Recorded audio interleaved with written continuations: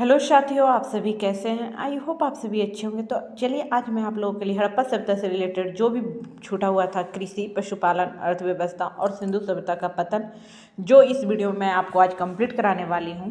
तो आप लोग हमारे वीडियो को लास्ट तक जरूर देखें और आई होप आप लोग सिंधु सभ्यता का जो भी वीडियो डालते हैं बहुत ही ज़्यादा प्यार देते हैं। इससे नई नई जानकारियाँ आप लोग के पास लेकर आते रहेंगे। तो आइए क्लास को स्टार्ट करते हैं। कृषि। हड़प्पाई गाँव मुख्यतः पलावन मैदानों के पास स्थित थे। कहाँ स्थित थे? पलावन मैदानों के पास, जो पर्याप्त मात्रा में अनाज का उत्पादन करते थे। ये जो मैदान था वहाँ से अनाज का बहुत ज़्यादा उत्पादन होता था। गेहूँ, जौ, सरसों, तिल, मसूर आदि का उत्पादन होता था। गुजरात के कुछ स्थानों से बाजरा उत्पादन के संकेत भी मिले हैं। गुजरात से मतलब बाजरा उत्पादन वहाँ होता था, जबकि यहाँ चावल के प्रयोग के संकेत तुलनात्मक रूप से बहुत ही दुर्बल मिले हैं। यानी चावल उपजने का कोई ज़्यादा हमें प्रमाण नहीं मिला है, बहुत ही कम मात्रा में मिला है। शायद यहाँ चावल नहीं होता होगा या होता होगा तो कम होता होगा। सिंधु सभ्यता के मनुष्यों ने सर्वप्रथम कपास की खेती प्रारंभ की थी। यानी कपास की सर्वप्रथम खेती किसने की थी? सिंधु सभ्यता के मनुष्यों ने सर्वप्रथम कपास की खेती आरंभ की थी। तो अभी हम लोग कपास देख रहे हैं, वहाँ से यही प्रमाण मिलता है। वास्तविक कृषि परंपराओं को पुनर्निर्मित करना कठिन होता है, क्योंकि कृषि की प्रधानता का मापन इसके अनाज उत्पादन के क्षमता के आधार पर किया जाता है। मुहरों और टेराकोटा की मूर्तियों पर सांड के चित्र मिले हैं। मुहर और जो टेराकोटा होता था उस पर किसके चिन्ह मिले हैं? सांड के मूर्तियों की। तथा पुरातात्विक खुदाई से बैलों से जुते हुए खेत के साक्ष्य मिले। यानी ये भी मिला कि वहाँ बैल से खेती की जाती थी। हड़प्पा सभ्यता के अधिकतम स्थान अर्ध शुष्क क्षेत्रों में मिले हैं, जहाँ खेती के लिए सिंचाई की आवश्यकता होती है। नहरों के अवशेष हड़प्पाई स्थल शोध की गई अफगानिस्तान में पाए गए हैं। यानी नहरों के अवशेष भी पाए गए हैं यहाँ, लेकिन पंजाब और सिंध में नहीं। अफगानिस्तान में पाए गए हैं लेकिन पंजाब और सिंध में नहीं। हड़प्पाई लोग कृषि के साथ साथ बड़े पैमाने पर पशुपालन भी करते थे।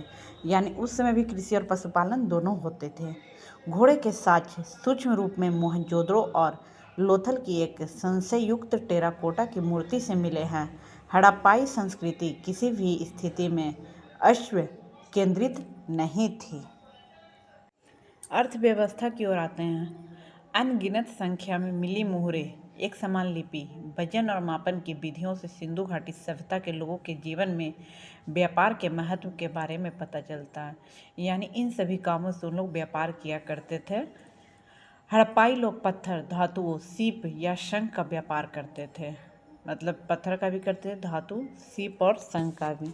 धातु मुद्रा का प्रयोग नहीं होता था। व्यापार की वस्तुएं विनिमय प्रणाली मौजूद थी। धातु के लिए कैसी प्रणाली मौजूद थी? विनिमय प्रणाली। अरब सागर के तट पर उनके पास कुशल नौवहन प्रणाली भी मौजूद थी। यानी नौ भी उन लोग चलाते थे जिससे व्यापार करते थे। उन्होंने उत्तरी अफगानिस्तान में अपनी व्यापारिक बस्तियां स्थापित की थी, जहां से प्रामाणिक रूप से मध्य एशिया से सुगम व्यापार होता था। यानी मध्य एशिया से अफगानिस्तान में सुगम व्यापार होता था। दजला फरात नदियों की भूमि वाले क्षेत्र से हड़प्पा वासियों को वाणिज्यिक संबंध थे। हड़प्पाई प्राचीन लैपिस लाजुली मार्ग से व्यापार करते थे, जो संभवतः उच्च लोगों की सामाजिक पृष्ठभूमि से संबंधित था। ये सभी उच्च जाति के लोग, उच्च पैसे वाले, मतलब उच्च लोग करते थे। तो आइए आगे बढ़ते हुए शिल्पकला में हड़प्पाई काष्ठ की वस्तुएं निर्मित करने की विधि उसके उपयोग से भली भांति परिचित थे। तांबा राजस्थान की खेतड़ी खान से प्राप्त किया जाता था और टीन अनुमानतः अफगानिस्तान से लाया जाता था। बुनाई उद्योग में प्रयोग किए जाने वाले ठप्पे बहुत सी वस्तुओं पर पाए गए हैं। बड़ी बड़ी ईंट निर्मित संरचनाओं से राजगिरी जैसे महत्वपूर्ण शिल्प के साथ साथ राजमिस्त्री वर्ग के अस्तित्व का पता चलता है। तो ये सभी आज के जैसा जीवन उस समय का था। हड़प्पाई नाव बनाने की विधि, मनका बनाने की विधि, मोहरे बनाने की विधि से भली भांति परिचित थे। टेराकोटा की मूर्तियों का निर्माण हड़प्पा सभ्यता के महत्वपूर्ण शिल्प विशेषता थी। टेराकोटा की मूर्तियों का निर्माण है वो सबसे ज़्यादा यहाँ विशेषता थी शिल्प के रूप में। जौहरी वर्ग सोने, चांदी और कीमती पत्थरों से आभूषण का निर्माण करते थे। मिट्टी बर्तन के बनाने की विधि पूर्णतः प्रचलन में थी। हड़प्पा वासियों की स्वयं की विशेष बर्तन बनाने की विधियाँ थी। हड़प्पाई लोग चमकदार बर्तनों का निर्माण करते थे, मतलब उसमें चमक भी होती थी। संस्थाएं। सिंधु घाटी सभ्यता से बहुत कम मात्रा में लिखित साक्ष्य मिले हैं, जिन्हें अभी तक पुरातत्वविदों तथा शोधार्थियों द्वारा पढ़ा नहीं जा सका है। एक परिमाण के अनुसार सिंधु घाटी सभ्यता में राज्य और संस्थाओं की प्रकृति समझना काफ़ी कठिनाई का कार्य है। हड़प्पाई स्थलों पर किसी मंदिर के प्रमाण नहीं मिले, अतः हड़प्पाई सभ्यता में पुजारियों के प्रभुत्व या विद्यमानता को नकारा जा सकता है। हड़प्पा सभ्यता अनुमानतः व्यापारिक वर्ग द्वारा शासित थी। अगर हम हड़प्पा सभ्यता में शक्तियों के केंद्रण की बात करें तो पुरातत्वीय अभिलेखों द्वारा कोई ठोस जानकारी नहीं मिलती है। कुछ पुरातत्वविदों के राय में हड़प्पा सभ्यता में कोई शासक वर्ग नहीं था तथा समाज के हर एक व्यक्ति को समान दर्जा प्राप्त था। कुछ पुरातत्वविदों की राय में हड़प्पा सभ्यता में कई शासक वर्ग मौजूद थे जो विभिन्न हड़प्पाई शहरों में शासन करते थे। आते हैं अब धर्म की ओर। टेराकोटा की लघु मूर्तियों पर एक महिला का चित्र पाया गया है। इनमें से एक लघु मूर्ति में महिला के गर्भ में उगते हुए पौधे को दर्शाया गया है। हड़प्पाई पृथ्वी को उर्वरता की देवी मानते थे और पृथ्वी की पूजा उसी तरह करते थे जिस प्रकार मिस्र के लोग नील नदी की पूजा देवी के रूप में करते थे। यहाँ धर्म का भी बहुत ही ज़्यादा महत्व था। पुरुष देवता के रूप में मोहरों पर 3 श्रृंगी चित्र पाए गए हैं जो कि योगी की मुद्रा में बैठे हुए हैं। देवता के एक तरफ हाथी, एक तरफ बाघ, एक तरफ गैंडा तथा उनके सिंहासन के पीछे भैंसा का चित्र बनाया गया है। उनके पैरों के पास 2 हिरणों के चित्र हैं। चित्रित भगवान की मूर्ति को पशुपतिनाथ महादेव की संज्ञा दी गई है। अनेक पत्थरों पर लिंग तथा स्त्री जनन अंगों के चित्र पाए गए हैं।